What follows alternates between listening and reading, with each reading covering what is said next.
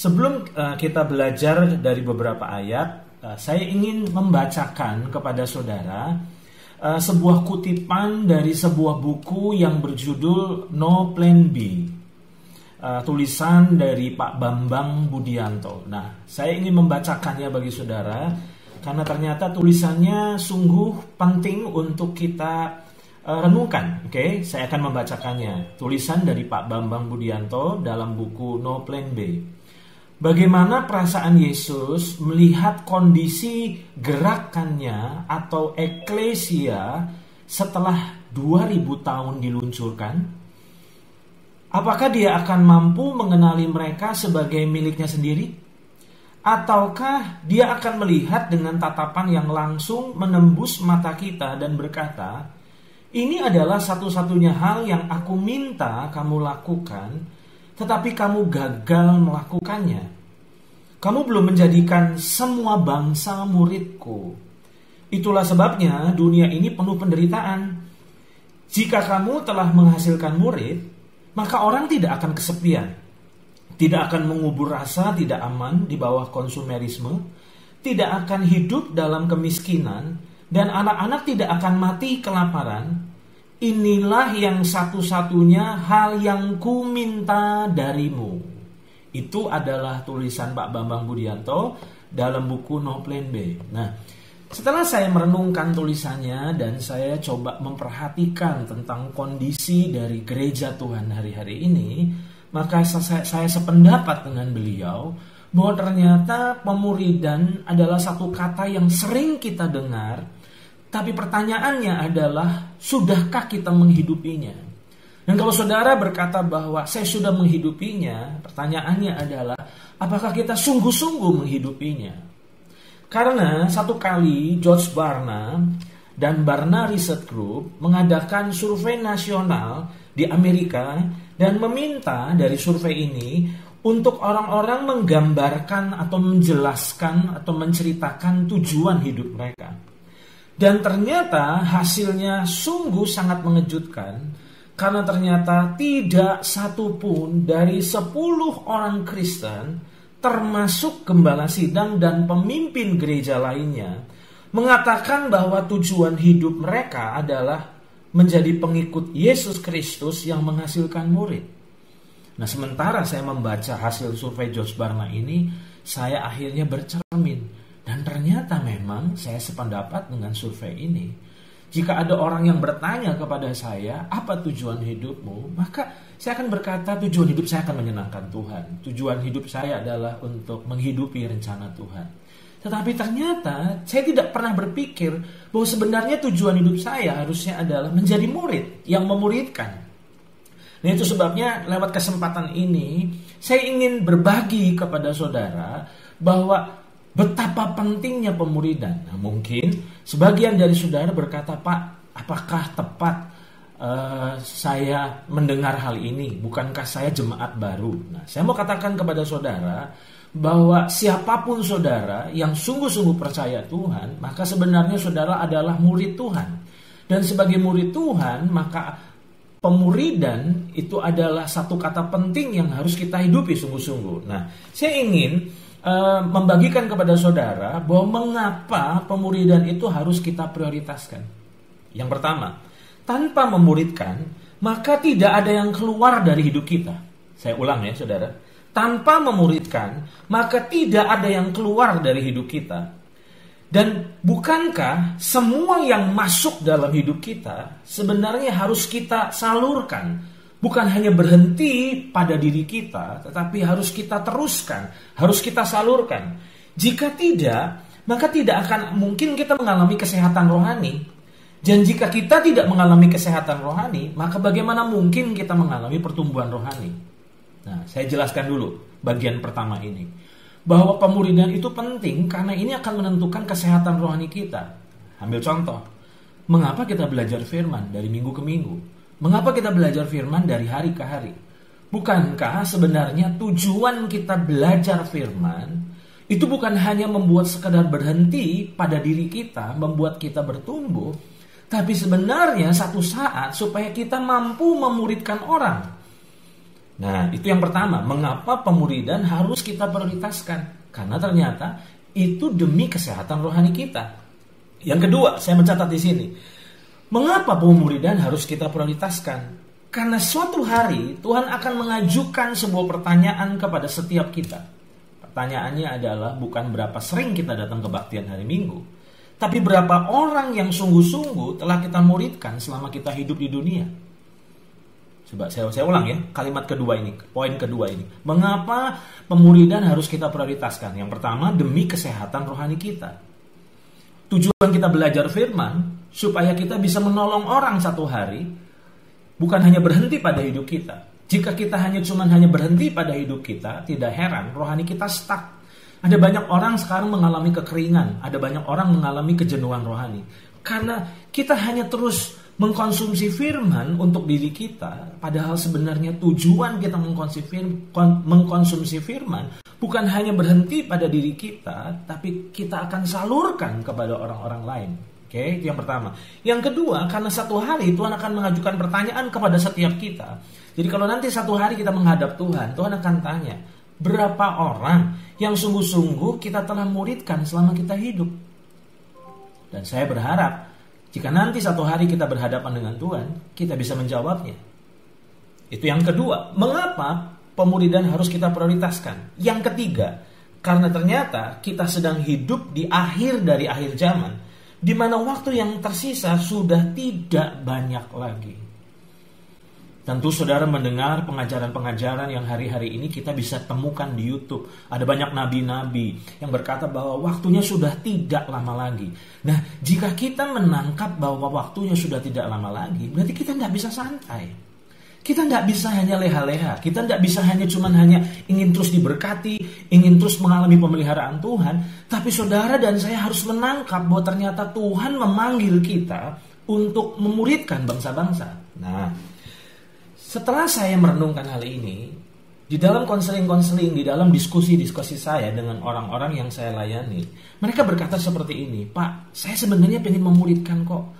Tapi pertanyaannya adalah, apakah mungkin saya bisa memuridkan orang? Nah, saya mencatat di sini bahwa ternyata salah satu penyebab amanat agung belum terlaksana dengan maksimal, ternyata karena salah definisi. Saya ulang, saudara. Salah satu penyebab mengapa banyak orang percaya belum memuridkan bangsa-bangsa, karena ternyata sebenarnya karena kita telah salah mendefinisikan pemuridan. Nah, saya mau berhenti di titik ini dulu dan saya mau jelaskan betapa pentingnya definisi yang benar. Karena salah definisi membuat kita jadi salah memahami. Dan kalau kita salah memahami satu kebenaran, maka kita akan salah dalam tindakannya. Oke, saya ulang ya. Betapa pentingnya untuk kita memiliki definisi yang benar tentang pemuridan. Kalau definisi saudara tidak tepat, maka pemahaman saudara jadi tidak tepat. Kalau pemahaman saudara jadi tidak tepat, otomatis semua pemahaman kita akan mempengaruhi tindakan-tindakan kita. Saya ambil contoh, saya mau jelaskan di sini mengapa ada banyak orang belum memuridkan, karena kita telah salah mengartikan pemuridan. Saya melihat banyak orang melihat diri mereka sangat tidak siap atau merasa belum siap untuk memuridkan orang karena kita memandang pemuridan terlalu tinggi. Kita berpikir bahwa pemuridan itu berbicara tentang mengajar orang tentang kebenaran. Sementara kita berkata, Pak, bukankah saya pemahaman atau pengetahuan teologi saya kan gak banyak.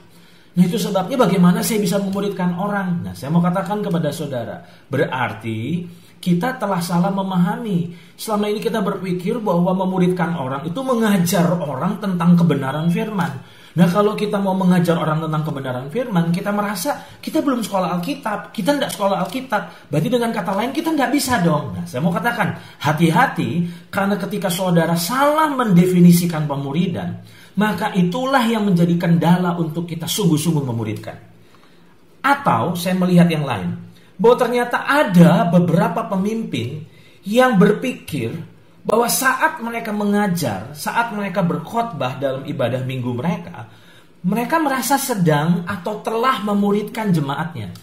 Oke, di satu sisi tadi saya katakan ada banyak jemaat yang berpikir gini, oh pemuridan itu terlalu tinggi buat saya belum siap, saya kayaknya nggak mungkin bisa. Oke, itulah yang membuat kita belum memuridkan. Tetapi ada juga pihak yang lain, yaitu para pemimpin atau para gembala sidang atau para hamba Tuhan yang berpikir bahwa waktu mereka mengajar atau berkhotbah setiap hari Minggu di gereja lokal kita, maka mereka berkata bahwa saya sudah memuridkan jemaat saya. Nah, maafkan, saya mesti mengatakan bahwa bedakan antara pemberitaan firman Tuhan dengan pemuridan. Saya ulang ya, saudara. Bedakan antara pemberitaan firman dengan pemuridan. Jika kita melihat dalam sosok Yesus, Yesus itu mengajar orang banyak. Tapi dia memuridkan 12 muridnya. Jadi saudara bedakan bahwa memberitakan firman di depan orang banyak itu membuat sebenarnya kita tidak sedang memuridkan mereka. Kita hanya sebatas memberitakan kebenaran.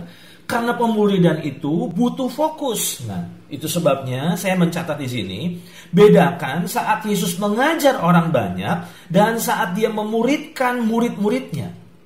Nah, saya tertarik merenungkan hal ini. Bedakan saat Yesus mengajar orang banyak dan saat dia memuridkan murid-muridnya.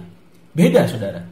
Jadi maafkan, saya mesti mengatakan kepada para hamba Tuhan yang berkata begini, saya sudah memuridkan jemaat saya saat saya berkhotbah tiap hari Minggu. Maafkan bahwa sebenarnya saudara belum sungguh-sungguh memuridkan.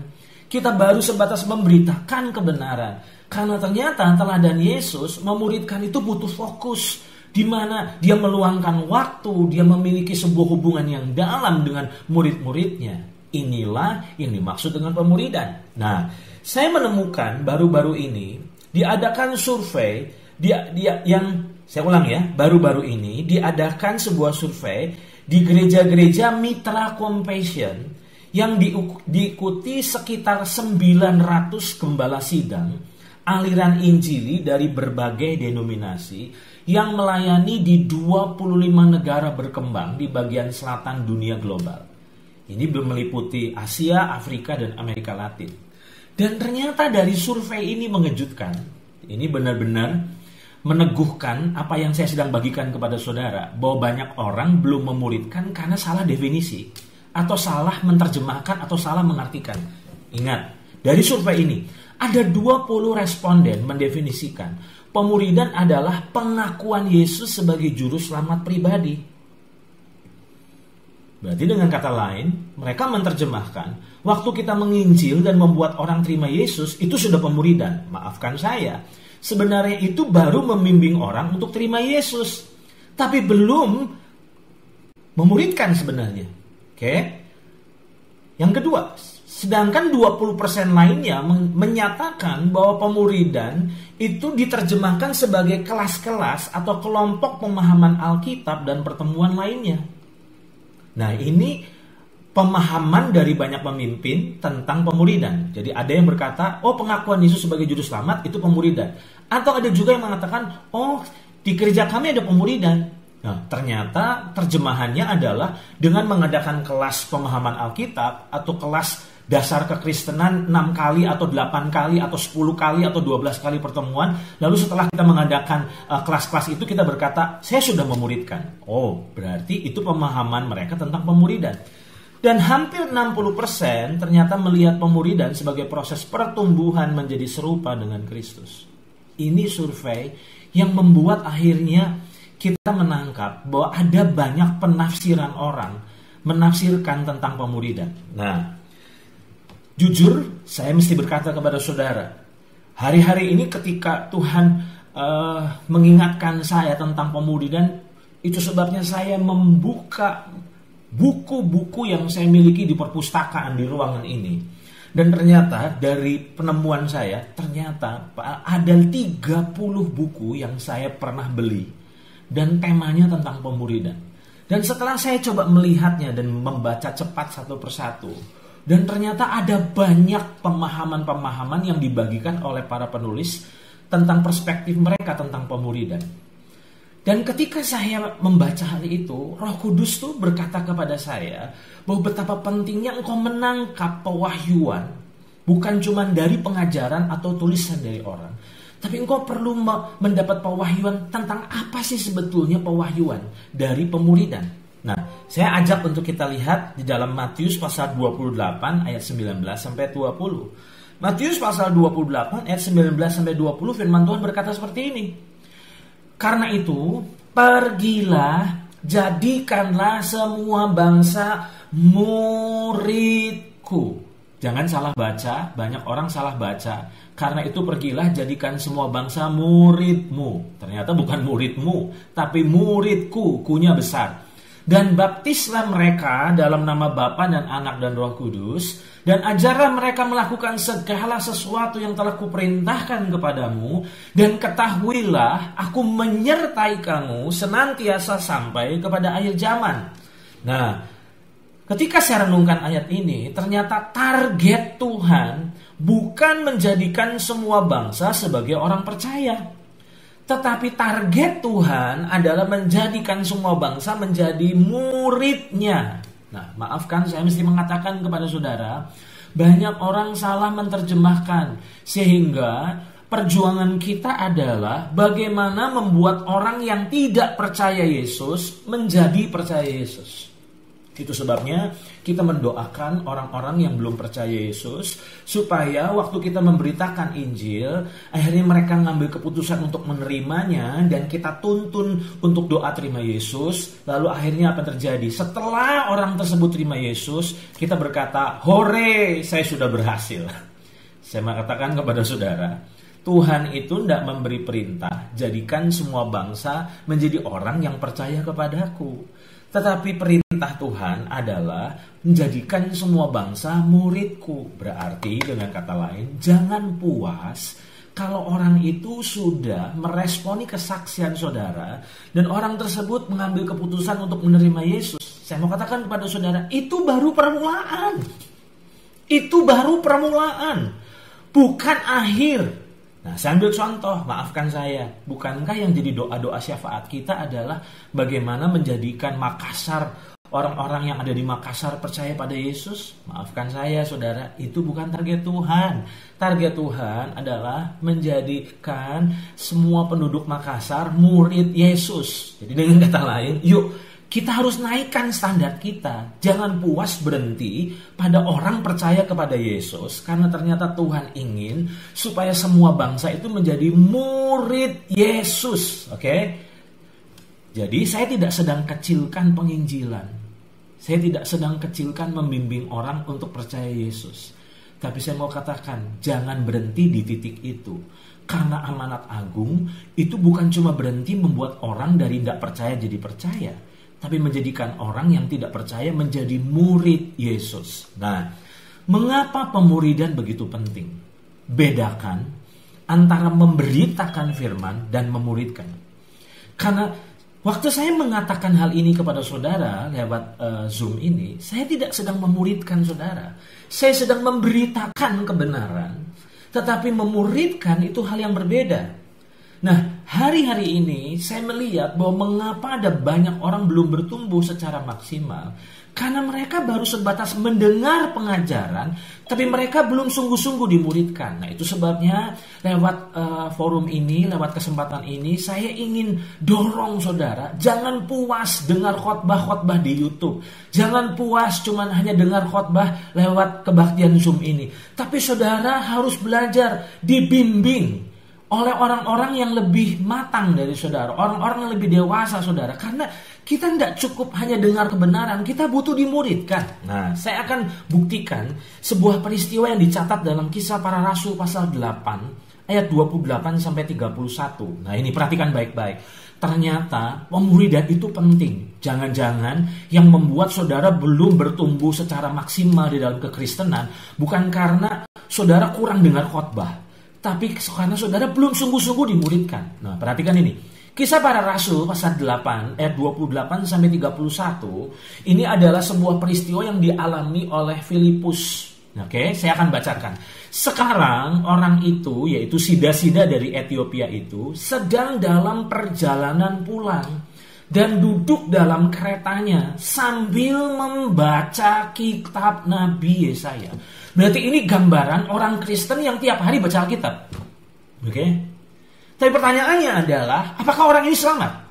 Belum sebetulnya. Orang ini belum mengalami keselamatan. Walaupun orang ini sudah pergi ke Yerusalem untuk beribadah di bait suci. Bukan hanya itu, tapi dia membaca kitab suci. Tapi dia belum mengalami keselamatan, saudara. Nah, perhatikan. Lalu kata Roh kepada Filipus, pergilah ke situ dan dekatilah kereta itu. Terus Filipus segera ke situ dan mendengar Sida-Sida itu sedang membaca kitab Nabi Yesaya. Oke? Jadi orang ini sedang baca Alkitab kalau zaman sekarang. Terus kata Filipus, nah pertanyaannya, mengertikah Tuhan apa yang Tuhan baca itu?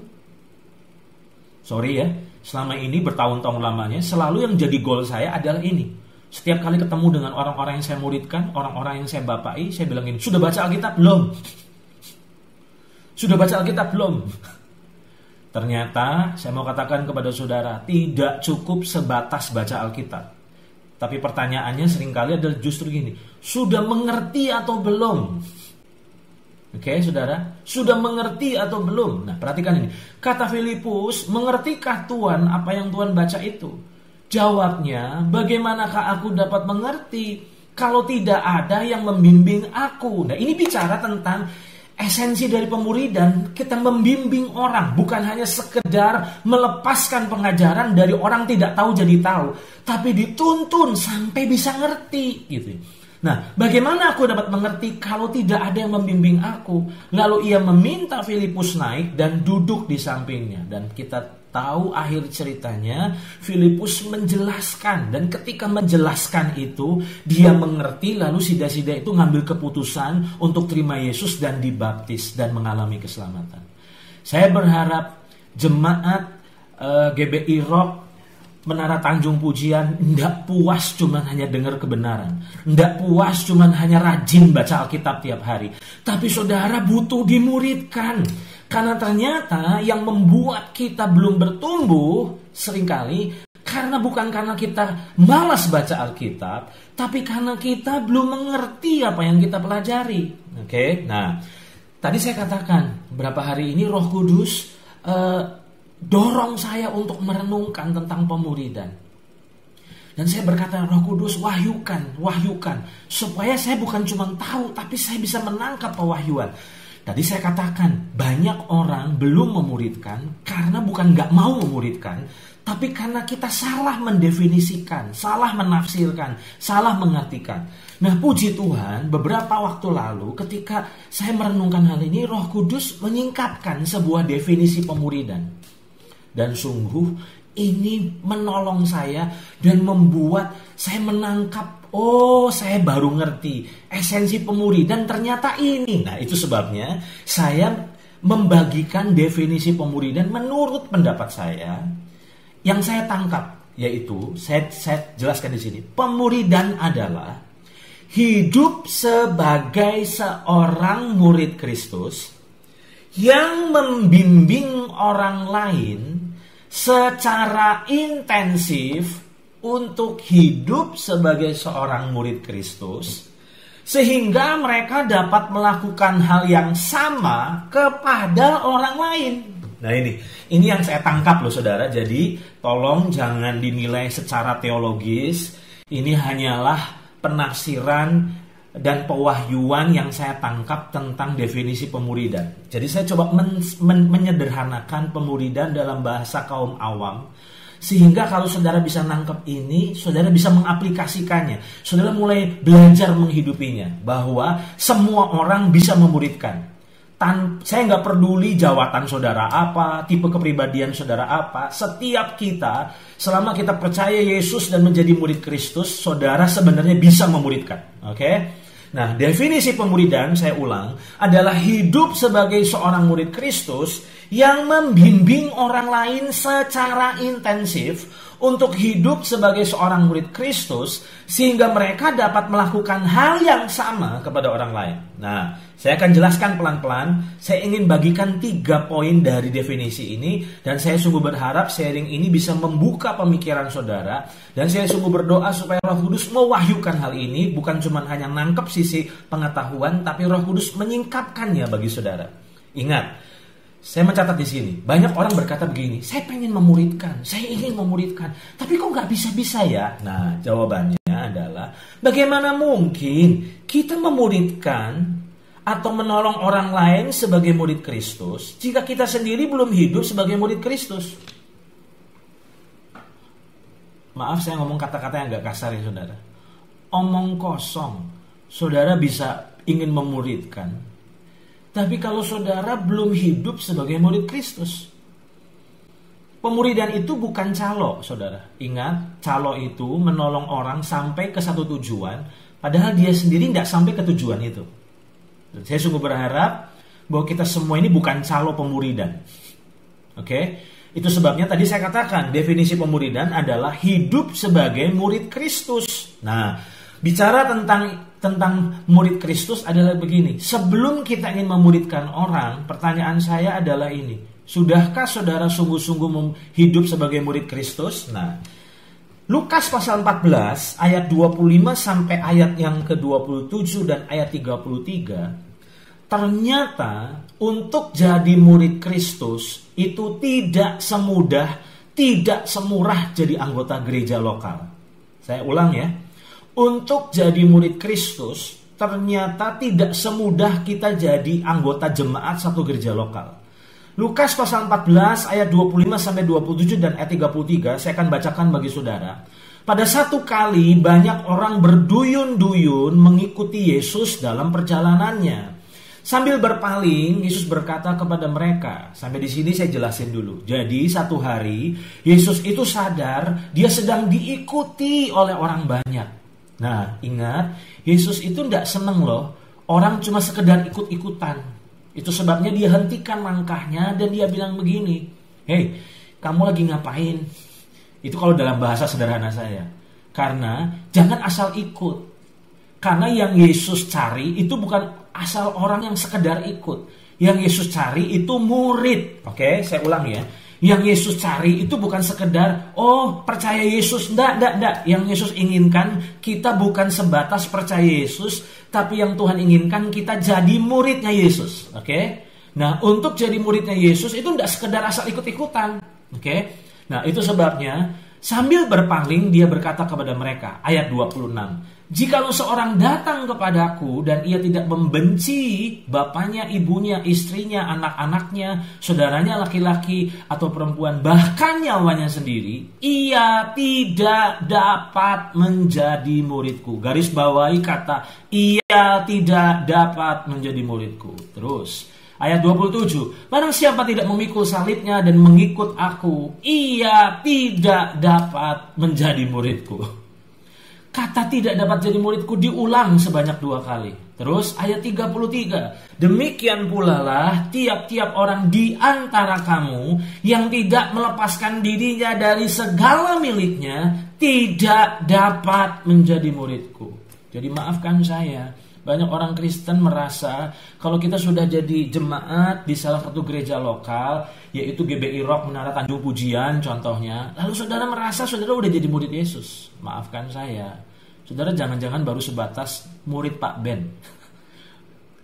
Karena ternyata murid Yesus itu tidak semurah jadi anggota jemaat, saudara. Untuk jadi anggota jemaat salah satu gereja lokal cukup butuh kerajinan. Kita rajin aja datang, lalu kita diakui jadi jemaat kok. Tapi ternyata Yesus berkata, untuk jadi muridku itu ada syaratnya. Dan kalau kita tidak memenuhi syaratnya, Yesus bilang, ini Yesus yang mengatakannya, bukan saya yang mengatakannya, bukan Pak Ben yang mengatakannya, bukan Petrus, bukan Paulus yang mengatakannya, Yesus sendiri yang mengatakannya. Kalau kamu tidak memenuhi syarat-syarat ini, kamu tidak dapat menjadi muridku. Nah sekarang, kalau kita belum jadi murid Yesus, bagaimana kita bisa memuridkan orang? Itu pertanyaannya. Jadi jangan dulu berpikir memuridkan orang, karena sebelum saudara memuridkan orang, saudara harus hidup sebagai murid Kristus. Dan untuk kita hidup sebagai murid Kristus, saudara harus memenuhi syarat yang Yesus ajukan untuk jadi murid Kristus. Nah, saya mencatat di sini. Intisari dari syarat atau harga bayar murid itu apa sih? Saya catat di sini yang pertama. Mengasihi Tuhan lebih dari siapapun dan apapun. Jadi Tuhan tuh ingin bahwa untuk jadi muridnya syaratnya kita harus mengasihi Tuhan lebih dari siapapun dan apapun. Bukankah ini berbicara hati yang mengasihi Tuhan? Berapa banyak kita belum sungguh-sungguh mengasihi Tuhan. Kita lebih mengasihi uang, kita lebih mengasihi nyawa kita, lebih mengasihi diri kita. Dan kalau kita belum sungguh-sungguh mengasihi Tuhan, bagaimana mungkin kita bisa memuridkan orang? Itu yang pertama. Yang kedua, ternyata syarat untuk menjadi murid Kristus adalah menyangkal diri, memikul salib bukan setiap minggu, tapi setiap hari. Menjalani hidup dengan kesadaran bahwa sebenarnya kita telah mati bagi diri sendiri. Dan menyangkal keinginan diri sendiri demi berkata ya terhadap kehendak Tuhan. Bukankah dari 2 poin ini saja kita jadi sadar, ternyata untuk jadi murid Yesus tidak semurah jadi anggota jemaat gereja lokal. Untuk jadi anggota jemaat lokal dari satu gereja lokal nggak seribet ini kok, saudara. Betul nggak, saudara? Nggak seribet ini. Kita cuma hanya modalnya ya rajin setiap minggu saja. Nah, nanti diakui kok jadi jemaat. Tapi saya mau katakan kepada saudara, untuk jadi murid Kristus itu tidak cukup hanya percaya Yesus, tapi ada syaratnya. Oke, itu yang kedua. Yang ketiga, ternyata melepaskan segala kepemilikan, menyerahkan seluruh kehidupan dan hidup dengan kesadaran bahwa semua yang ada dalam hidup kita adalah milik Tuhan dan kita hidup sebagai pengelola.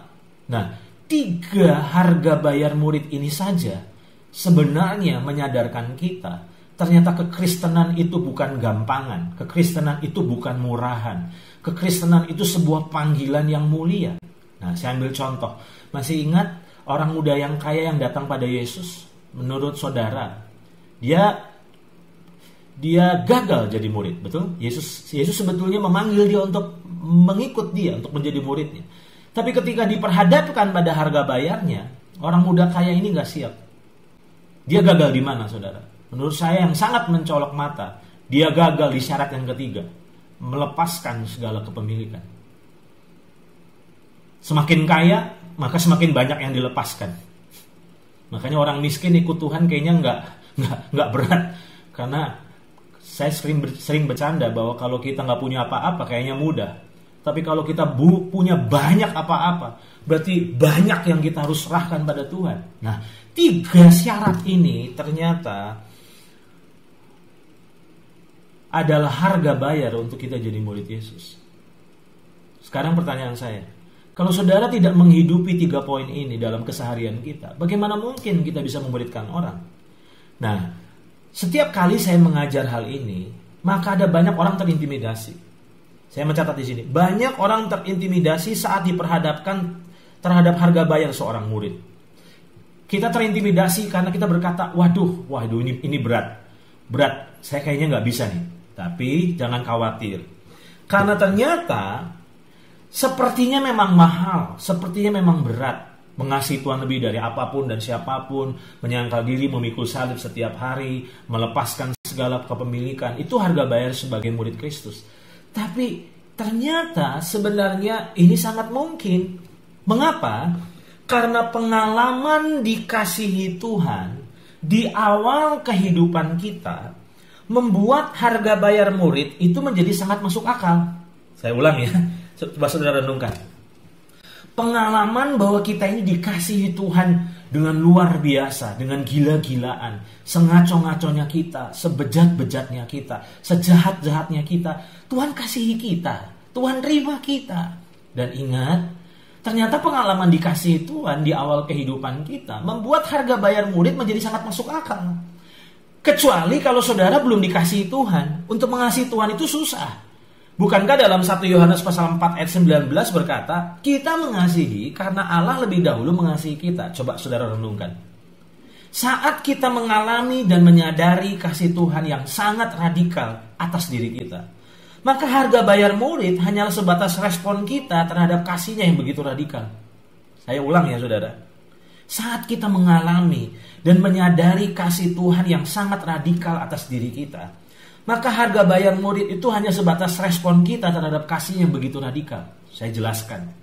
Kalau saudara benar-benar mengalami kasih Tuhan yang sangat hebat dalam dirimu, sampai kita nggak tahan, sampai saat kita mengalami kasih Tuhan, nyadari kasih Tuhan, sampai kita nangis, hancur hati. Nah, saya mau tanya sama saudara, waktu kita mengalami itu, untuk mengasihi Tuhan itu mudah. Saat kita merasa dikasihi Tuhan dengan amat luar biasa, untuk berkata tidak terhadap keinginan diri sendiri, itu mudah. Saat kita sadar bahwa kita dikasihi Tuhan dengan luar biasa, untuk melepaskan semuanya yang ada pada kita dan menyerahkan semua kepada Tuhan, itu mudah. Semua itu jadi susah kalau kita belum mengalami kasih Tuhan, kalau kita tidak menyadari kasih Tuhan. Jadi harga bayar menjadi murid Kristus menurut saya adalah sesuatu yang sebenarnya tidak berat. Karena Tuhan terlebih dahulu menerima kita, mengasihi kita dengan sangat luar biasa. Nah sekarang saya akan masuk ke titik ini. Dunia ternyata sedang ingin melihat seberapa berkuasanya Tuhan mengubah kehidupan kita, bukan sebatas mengubah keadaan kita. Nah, saya kan sedang mengatakan bahwa Tuhan ingin supaya saudara memuridkan. Tadi saya katakan, bagaimana mungkin kita bisa memuridkan kalau kita belum hidup sebagai murid Kristus? Saya berharap saudara menangkap ya. Untuk saudara bisa hidup sebagai murid Kristus, ada 3 syaratnya. Dan ternyata kalau saudara menyadari bahwa kasih Tuhan itu besar, kasih Tuhan itu begitu hebat, terima kita apa adanya, dengan luar biasa, maka sebenarnya untuk mengasihi Dia mudah kok. Untuk berkata tidak pada keinginan diri sendiri mudah kok. Untuk melepaskan seluruh kepemilikan dan menyerahkan kepada Tuhan mudah kok. Nah, dan bukan hanya itu, ternyata dunia sedang ingin melihat seberapa berkuasanya Tuhan mengubah kehidupan kita, bukan sebatas mengubah keadaan kita. Nah, sekarang kalau kehidupan kita belum mengalami perubahan, bagaimana mungkin kita bisa memuridkan orang? Itu sebabnya menghidupi harga bayar seorang murid Kristus dalam keseharian dan mengalami perubahan kualitas hidup yang dikerjakan Tuhan dalam diri kita, menurut saya adalah otoritas kita saat memuridkan orang lain. Oke, jadi definisi pertama pemuridan adalah hidup sebagai seorang murid Kristus. Nah, saya akan masuk ke yang kedua. Definisi pemuridan adalah hidup sebagai seorang murid Kristus yang membimbing orang lain secara intensif untuk hidup sebagai seorang murid Kristus sehingga mereka dapat melakukan hal yang sama kepada orang lain. Nah, saya menggunakan kata intensif. Berdasarkan Kamus Besar Bahasa Indonesia, kata intensif itu secara sungguh-sungguh dan terus-menerus dalam mengerjakan sesuatu hingga memperoleh hasil yang optimal. Oke, nah saya jelaskan. Saya ingin ceritakan sebuah pengalaman yang dialami oleh seorang hamba Tuhan yang bernama Dawson Trotman. Hamba Tuhan ini adalah pendiri dari Kegerakan Navigator. Jadi kalau saudara pernah jadi mahasiswa dan ada gerakan pemuridan di kampus-kampus, itu ada namanya Kegerakan Navigator. Nah, pendirinya itu namanya Dawson Trotman. Nah, apa yang menginspirasi dia melahirkan pelayanan namanya Navigator? Pada satu hari yang panas di sebuah daerah California pada tahun 1940,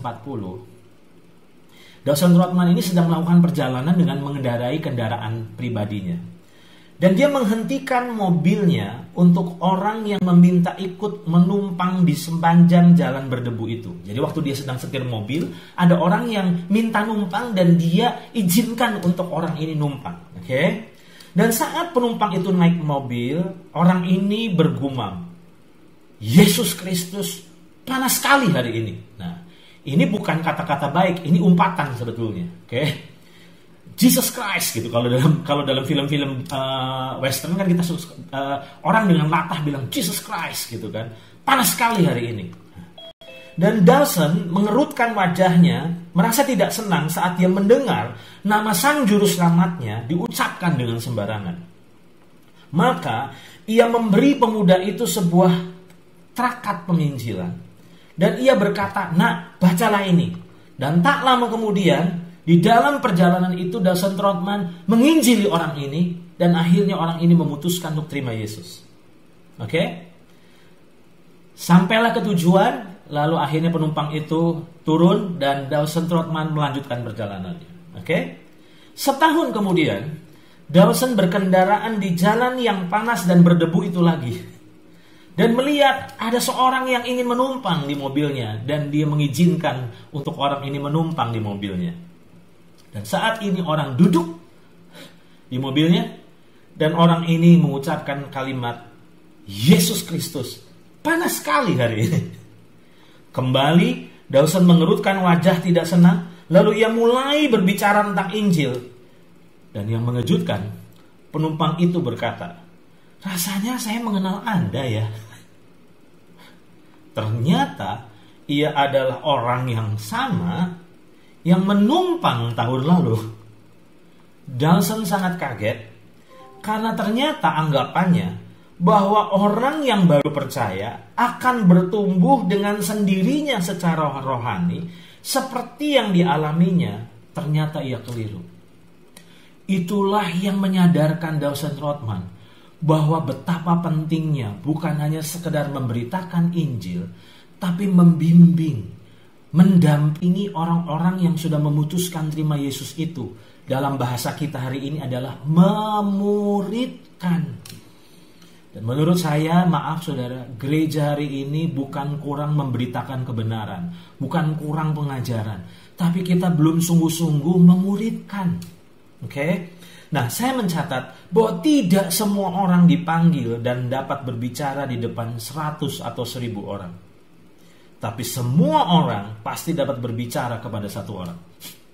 Mungkin saudara bilang, Pak, ini kalau saya ngomong di depan 100 orang, 1000 orang grogi, Pak. Keringat dingin mengucur dengan derasnya. Saya mau katakan kepada saudara, tidak semua orang dipanggil oleh Tuhan dan dapat berbicara di depan 100 atau 1000 orang. Tapi semua orang pasti dapat berbicara kepada satu orang. Dan ingat, pemuridan itu bukan saat kita berbicara di depan ribuan orang, tapi saat kita membimbing orang secara fokus, secara intensif. Nah, itu sebabnya jangan hanya puas menyentuh banyak orang. Itu sebabnya hari-hari ini saya tegur anak-anak rohani saya yang bangga. Mereka bilang, wah saya mau warnai hidup orang. Saya katakan kepada mereka, jangan puas mewarnai hidup orang, menyentuh banyak orang. Tapi masuki babak komitmen baru di mana kita memuridkan pribadi tersebut secara konsisten. Nah, saat saya mempelajari hal ini, saya tertarik dengan statement yang diucapkan oleh dua hamba Tuhan. Yang pertama adalah Bill Hull. Dia mengatakan Yesus menghabiskan waktunya sampai 90% bersama 12 muridnya. Jadi Yesus memang melayani orang banyak, tapi sebenarnya dia meluangkan waktu, dia hidup bersama dengan murid-muridnya itu benar-benar lebih banyak saat bersama dengan murid-muridnya lebih daripada orang banyak. Itu sebabnya Bill Hull mengatakan Yesus menghabiskan waktunya sampai 90% bersama dengan 12 muridnya. Nah, ada hamba Tuhan yang lain bernama Dan Spader. Dia berkata, Yesus mencurahkan hidupnya pada beberapa murid dan mengajar mereka untuk memuridkan. 17 kali kita menemukan Yesus bersama orang banyak, tetapi 46 kali kita melihat dia bersama dengan murid-muridnya. Nah, jadi pemuridan adalah bukan saat kita sebatas memberitakan, menyampaikan, tapi membimbing orang secara intensif. Jadi, bangun hubungan secara konsisten, dampingi orang-orang tersebut untuk jadi murid Kristus. Oke? Nah, saya masuk ke bagian akhir, definisi pemuridan sederhana menurut saya. Pemuridan adalah, saya ulang ya, hidup sebagai seorang murid Kristus yang membimbing orang lain secara intensif untuk hidup sebagai seorang murid Kristus. Sehingga, jadi nggak berhenti pada mereka, sehingga mereka dapat melakukan hal yang sama kepada orang lain. Kegagalan dari banyak kita adalah tidak memotivasi dan mengajar mereka untuk melakukan hal yang sama pada orang lain. Nah, Saya merenungkan hal ini dan itu sebabnya saya mau katakan kepada saudara, jangan puas hanya sebatas menjadi seorang konselor, tapi mulailah jadi pemberdaya. Saya ulang ya saudara, jangan puas hanya sebatas menjadi seorang konselor, tapi mulailah jadi pemberdaya. Nah, saya jelaskan statement saya ini. Berapa banyak kita tuh cuman hanya berhenti sebatas konselor. Artinya waktu orang curhat masalahnya, kita beri telinga, kita beri nasihat untuk menolong orang itu mengatasi masalahnya. Oke, itu baik. Tapi memuridkan itu tidak berhenti di situ. Nah, yang saya lakukan setiap kali orang konseling sama saya selalu akhiri bukan hanya berhenti pada mereka, tapi mulai menyadarkan mereka untuk mulai berbagi hidup, untuk mulai punya tanggung jawab, untuk mulai menyadari panggilan, untuk mulai peduli sama orang lain. Karena ternyata banyak orang cuma hanya berhenti pada dirinya. Padahal sebenarnya kita bertumbuh saat kita mulai membimbing orang lain. Nah, tadi definisi pemuridan adalah hidup sebagai seorang murid Kristus yang membimbing orang lain secara intensif untuk hidup sebagai seorang murid Kristus sehingga mereka dapat melakukan hal yang sama kepada orang lain. Nah, saya mau masuk ke ayat 2 Timotius 2 ayat 2. Coba saudara perhatikan ini. Oke. 2 Timotius 2 ayat 2 berkata, ini adalah ungkapan kalimat Rasul Paulus kepada anak rohaninya Timotius. Apa yang telah engkau dengar daripadaku di depan banyak saksi, percayakanlah itu kepada orang-orang yang dapat dipercayai, yang juga cakap mengajar orang lain. Ada banyak orang terintimidasi, mereka berkata, waduh Pak, saya ini nggak bisa ngajar Pak. Ingat, kata cakap mengajar orang lain itu bukan berarti waktu kita khotbah. Tapi kata cakap mengajar orang lain dalam terjemahan firman Allah yang hidup berkata, yang kemudian akan meneruskannya kepada orang lain lagi. Jadi Rasul Paulus itu ingin apa yang dia investasikan dalam kehidupan anak rohaninya Timotius nggak berhenti pada Timotius. Jelas saudara? Tapi dia ingin supaya apa yang dibagikan kepada Timotius diteruskan bukan pada sembarang orang, tetapi diteruskan kepada orang yang dapat dipercaya. Yang apa? Yang bisa meneruskannya kepada orang lain. Berarti dengan kata lain, ini bicara 4 generasi. Nah, setelah Tuhan singkapkan ini sama saya sadarkan orang-orang yang saya muridkan dan saya bapai bahwa mereka punya tanggung jawab untuk membimbing orang lain.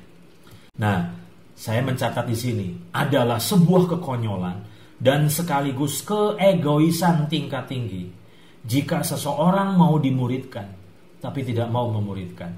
Jika seseorang mau dibapai tapi tidak mau membapai.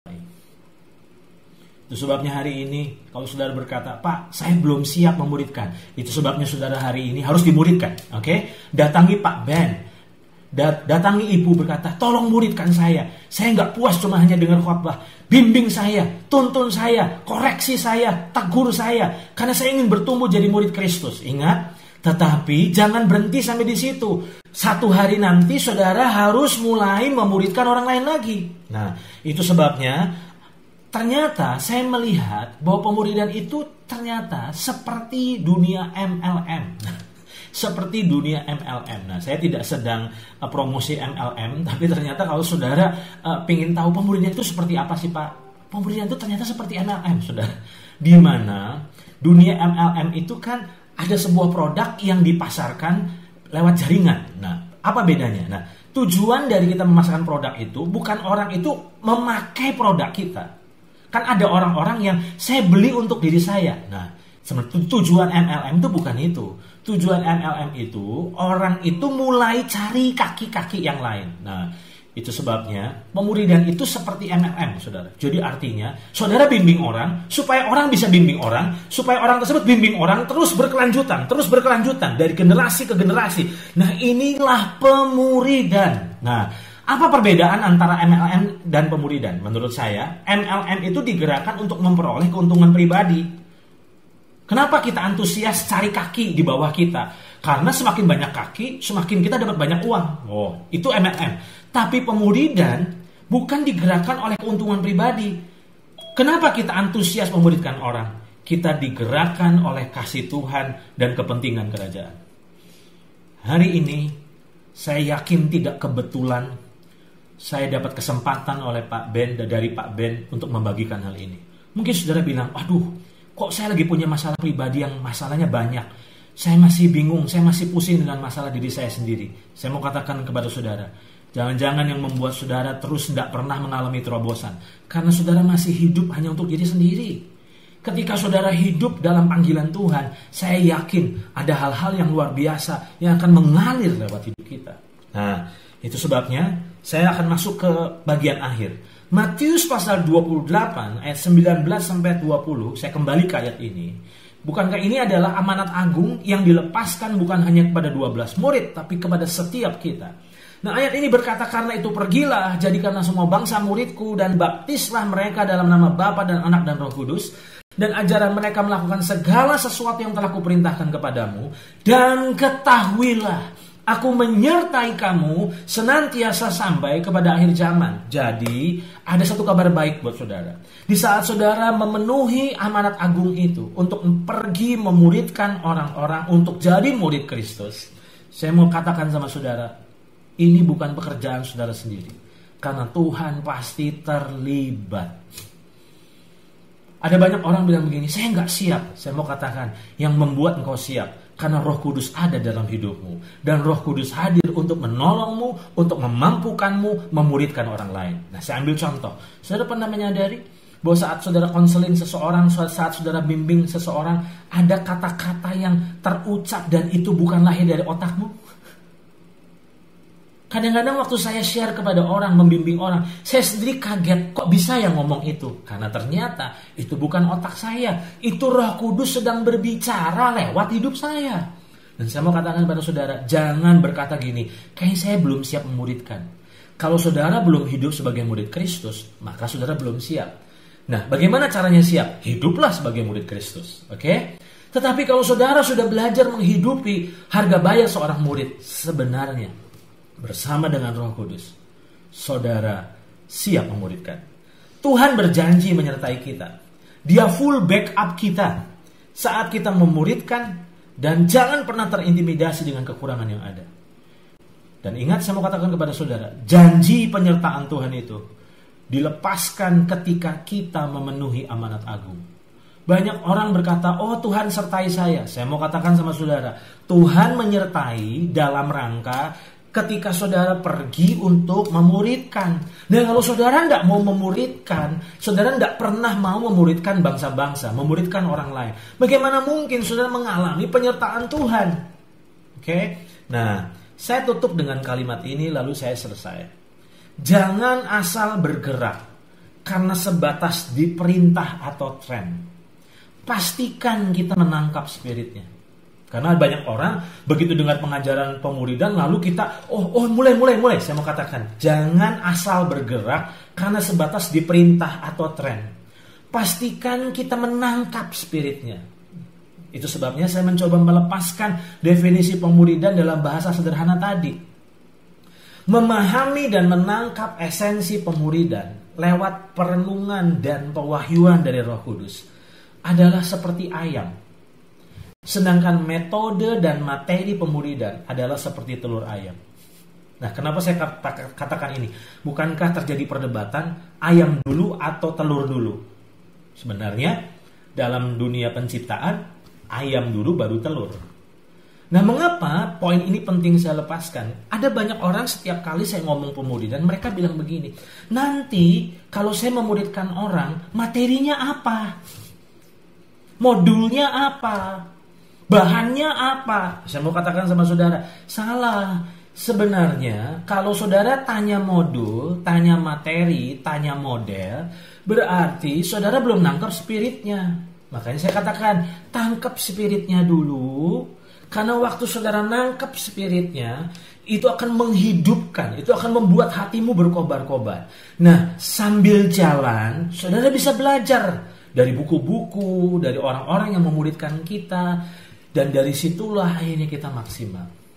Doa saya, jemaat di tempat ini adalah jemaat yang bukan hanya sekedar jemaat yang setia, tapi jemaat yang sungguh-sungguh memenuhi amanat agung, yaitu memuridkan bangsa-bangsa.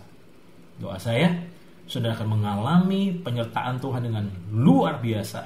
Di situ saudara akan lihat kuasa Tuhan, tanda-tanda Tuhan, kuasa dan keajaiban Tuhan akan dinyatakan saat saudara memuridkan bangsa-bangsa. Oke, selamat memuridkan bangsa-bangsa. Tuhan memberkati kita semua.